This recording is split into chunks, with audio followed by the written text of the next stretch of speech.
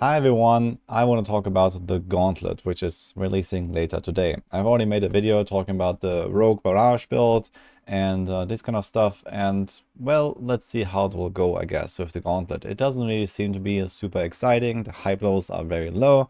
I've been blasting last Epoch myself for like the last 2 weeks, and I'm definitely ready to do more of that. So for now, it's mostly just like PTR waiting room, I guess, for most people, because, well, we expect Season 4 to be really good. But Gauntlet is just kind of like a niche thing, I guess, for many people. They are just not really that excited, understandably so. But there's also some details that I want to talk about. I don't want to down talk the entire thing. I think that it's at least nice that we are getting something, and let's see how it will go. So Blizzard is trying to give us leaderboards, they're trying to give us something, and I mean, the way that the Gauntlet works now doesn't have to be the way the Gauntlet works forever. So maybe they're going to do some tweaks as well. So that being said, there is actually one particular topic that I want to talk about for the Gauntlet. We found out about this yesterday when this video released. What you need to know about the Gauntlet. This is on the official Diablo channel. Seems to be very well received as always. And here we can we got the confirmation that you can use consumables in the Gauntlet. And I think that is a pretty huge mistake. So I will explain why, but we basically have this confirmation here where they talk about the consumables. If you just listen to this. You're fully prepared before you kind of enter.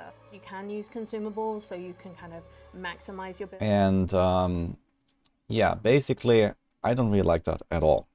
So the thing is with the Gauntlet that, well, it's supposed to be some like really fair environment for competition where you go in and you test your skill, you test your strategy, you test your build against other players, and they're gonna have this leaderboard. So this is also like something you can see here in like the video. We're gonna have this in the game very soon, and the entire idea about this thing is that it's like a supposedly extremely fair competition. But I believe that introducing the ability to use consumables is pretty bad. Now, I generally don't really mind that consumables exist in a game. I think it gives a bit of a really cool RPG feel that is maybe missing from other ARPGs. And yeah, it's kind of nice that you can use consumables to fill some holes in your build, or just get a bit of a buffer or something sometimes. So that's kind of cool, I think.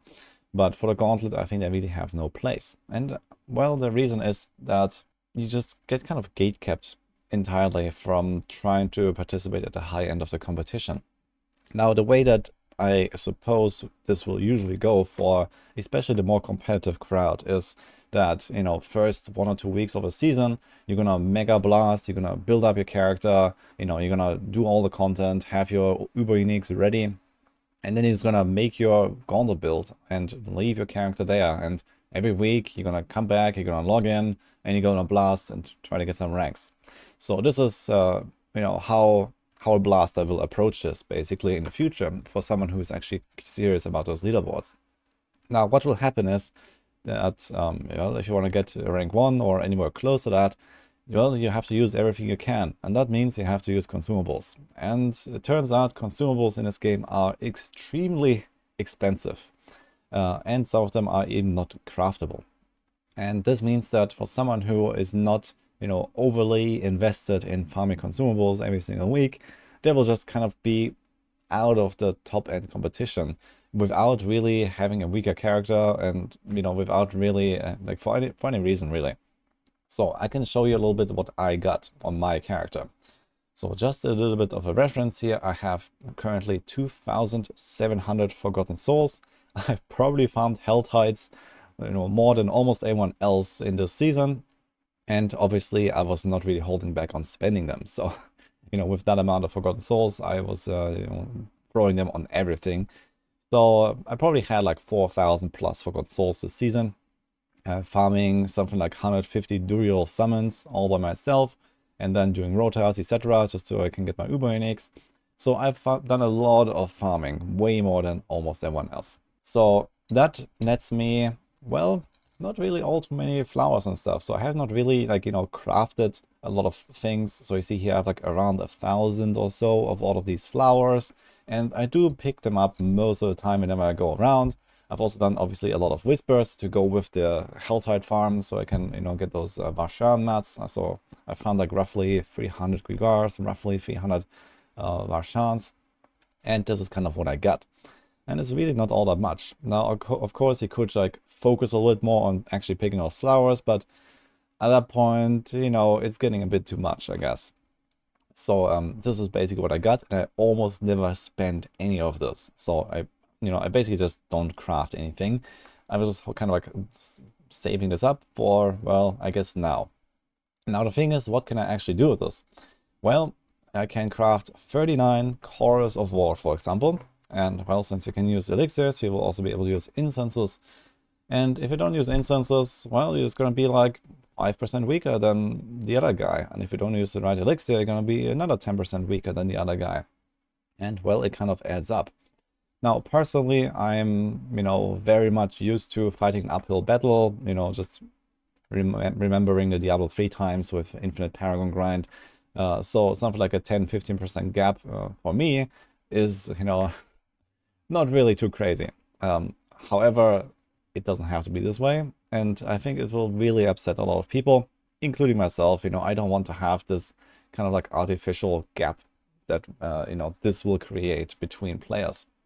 I think that, you know, if you farm up all the gear and if you farm up, you know, all of the items and, you know, have your Gauntlet build ready, then you should be able to jump in every single week and you should be able to compete and not be just weaker than someone else who is either, you know, having a bot run for them to pick flowers, or getting fed these materials, or, you know, does like excessive amounts of trading to maybe buy them for other people. I mean, that's an option, but ultimately it's just really, really tedious.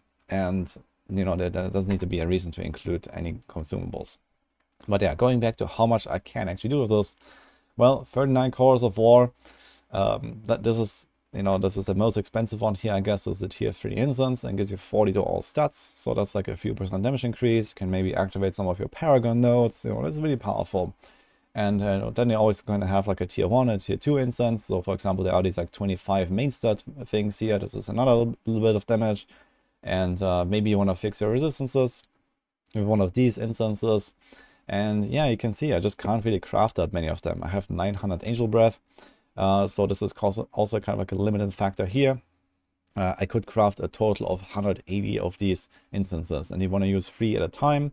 And of course, you don't really need to use them all the time when you do the Gauntlet. But, you know, you're gonna go in, you're gonna learn the environment, you're gonna try to make a strategy, you're gonna try to find a route, and then eventually you're like ready to go for your all-in attempts, and you pop your instances, you pop your elixirs, and you're gonna try it for like an hour or something, maybe 2, maybe 3. So depending on how crazy you wanna go. But if we expect people to actually blast this Gauntlet and try to compete for those top spots, well, you can run out of those instances really fast. And you can easily spend, you know, like hundreds of flowers in a week or something. And well, after a few weeks, you're just gonna run out. Even if you have played this game quite a lot, I've played, you know, a few hundred hours of just farming like Whispers and Helltides this season already, and I'm not really ready to do more of that. And yeah, you can see this here. And then there's another thing as well, which is the drop only consumables. So there are some elixirs that you can only find as a drop, in particular from Helltides, I guess. Those are the Cruelty elixirs and the Elixir of Resourcefulness. So I guess these are the two noteworthy ones here. Those are the best in slot elixirs for example, Hoda Barbs, for Bone Spear Necros. There might be some other examples. And you can't even craft them, basically. And I have a total of 36 of them. And I don't think I have used a single one of them. I have 36 of these. I have 47 cruelties. I don't think I've used one, maybe a few, I don't know. But yeah, this is what I got from my, 300 Grigras and my, I don't know, 4,000 Forgotten Souls that I have farmed. So just as a little pointer there, so even if you use only one elixir per week, I think people will not even be able to do that, basically. And you want to use at least one so that you can actually do the Gauntlet at your full power at some point in the week. and then, you know, use one the next week and use one the next week. So even if you use only one, I think people will just straight up run out of these things in most cases, unless they go out and out of the way and farm a lot more Helltide than they possibly may want to do. So this is kind of what we got here, and I think that this kind of like entry fee in terms of like the high-end competition is simply too much. So I hope that maybe in the future at least you're gonna get some adjustments for the Gauntlet without really having played it yet. I think this is probably a pain point that we will see coming up quite a bit. So this is mostly what I want to get at in this video. Of course, there will be more stuff to try and see, and I guess once you have played the Gauntlet, there will be like no other little things that we notice that, you know, may have to be improved or may have to be tweaked. And as I said at the start of the video, you know, we haven't really played it. I'm gonna go in with an open mind, and maybe we're also gonna see like a different version of Gauntlet in Season 4, and maybe again in Season 5, and so on. So there could definitely be tweaks made to this system that just makes it better over time. But this in particular is something that upsets me from the start. And the thing is that, you know, I am actually someone who would probably profit the most from access to consumables in the Gauntlet, simply because I have farmed a lot of these materials, and, you know, I do have a community to leech from and all that stuff. But, you know, I just don't want to have this stuff. So I think this should just be out of the game, out of the Gauntlet at a very minimum. And it would also give a bit more of prestige to the hardcore ranks in the Gauntlet, because it would also disallow, you know, the use of the elixir of death evasion, for example. So you actually have to go in, you actually have to survive, and you just make hardcore actually, you know, a lot more valuable and a lot more, you know, like an active choice that changes how you approach the game, which is severely lacking in Diablo 4. So I will never stop talking about removing elixir of death evasion. This is yet another plea to Blizzard.